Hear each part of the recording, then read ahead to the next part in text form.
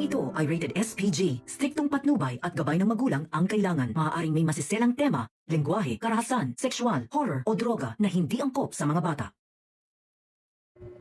Tuluyan na ngang nilamon ng galit itong si Zoe. Alamin natin. Welcome back sa aking channel, mga kaganapan sa abot kamay na pangarap. Napaka-intense nga ng mga kaganapan sa abot kamay na pangarap. Pinakuha na nga ni Robert lahat ng gamit nitong si Zoe sa Apex dahil simula ngayon nga daw ay suspendido na ang residency nitong sa Apex dahil hindi niya kayang tumulong sa ibang tao at hindi ganoon ang ugali ng isang doktor. Gumuho ang mundo ni Zoe pero wala na siyang magawa kundi ang sundin ang utos ng daddy niyang si Robert sa kanya. Nagpunta si Zoe sa Apex. Sinimulan na niyang ligpitin ang mga gamit niya na nasa Apex. Nagpatulong siya kay Doc Joy para matapos siya agad at hindi na siya maabutan nitong si Annalyn. Naikwento ni Doc Joy si Morgana Go kay Zoe. Sinabi ni Doc Joy dito kay Zoe, "May kailangan kang malaman, Zoe." Nagulat naman si Zoe at na-curious kung ano ang kailangan niyang malaman. Sinabi ni Doc Joy na dumating dito ang half-sister ng mami mo. Kamukhang kamukha ito ng mami mo. Nagtataka nga kaming lahat kung bakit kamukhang kamukha ito ng mami mong si Moira. Samantalang ang pakilala lang naman ito sa lahat ay half-sister ng mami mo, hindi isang twin sister.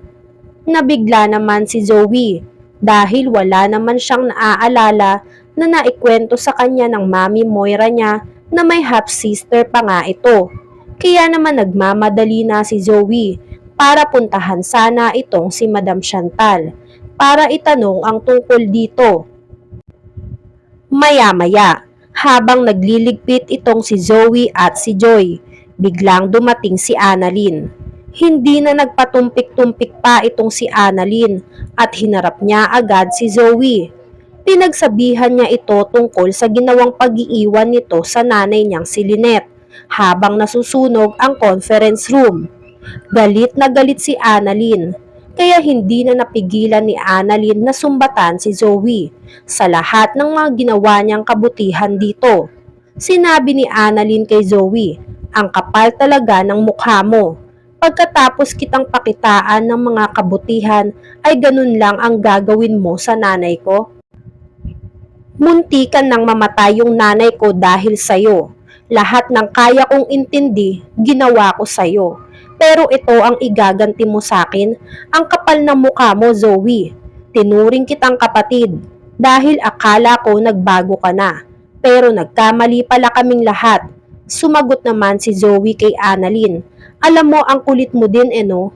Sino bang nagsabi sa'yo na ituring mo akong kapatid? Wala naman, di ba? Kaya kasalanan mo yan kung bakit ka ganyan. Pwede ba umalis ka na at huwag ka nang paharang-harang dyan? Nagmamadali na ako at ayaw na kitang makausap." Sinagot siya ni Annalyn, "Alam mo, hinding-hindi na kita mapapatawad. Kaya tandaan mo to simula sa araw na to, hinding-hindi na kita makikita bilang kapatid ko. Hinding-hindi na ako magpapauto sa'yo kahit kailan. Nagsisisi ako na lagi kitang iniintindi. Ano ba talaga ang gusto mong mangyari Napakasama mo, Zoe." Sinagot naman siya ni Zoe, "Gusto kong mawala na kayong dalawa ng nanay mo dahil kayo ang dahilan kung bakit namatay ang mami ko. Kayo ang dahilan kung bakit nawalan ako ng anak. Pati na din ang pinakamamahal kong si Dax. Kaya dapat lang sa inyo na mawala na din. Dahil hinding-hindi ko kayo mapapatawad sa lahat ng ginawa nyo sa akin. Hindi ako papayag na ako lang ang magdusa, kaya sana mamatay na kayong dalawa ng nanay mo." Sumagot si Annalyn, "Napakasama mo, Zoe. Wala na ang mami mo, kaya huwag ka nang gumaya sa nanay mo, Zoe. Kriminal ang nanay mo." Hindi naman nagustuhan ni Zoe ang sinabi nitong si Annalyn at pagdamay nito sa mami Moira niya. Kaya nang paalis na sana itong si Annalyn, pilit inabot ni Zoe ang buhok nitong si Annalyn habang sinasabi na ang kapal ng mukha mo, Idamay ang mami ko dito, Annalyn. Kayo ang dahilan kung bakit namatay siya. Walang yaka. Mabuti na nga lang at napigil agad ito ni Lynette at naharang niya si Zoe. Dahil ayaw magpapigil ni Zoe ay nasampal siya ni Lynette ng sobra galit nito. Gulat na gulat at tila napalakas ata ang pagsampal nitong si Lynette kay Zoe, kaya napahawak ito sa pisngi niya. Gulat na gulat naman ang mga nurse sa lakas ng sampal ni Lynette.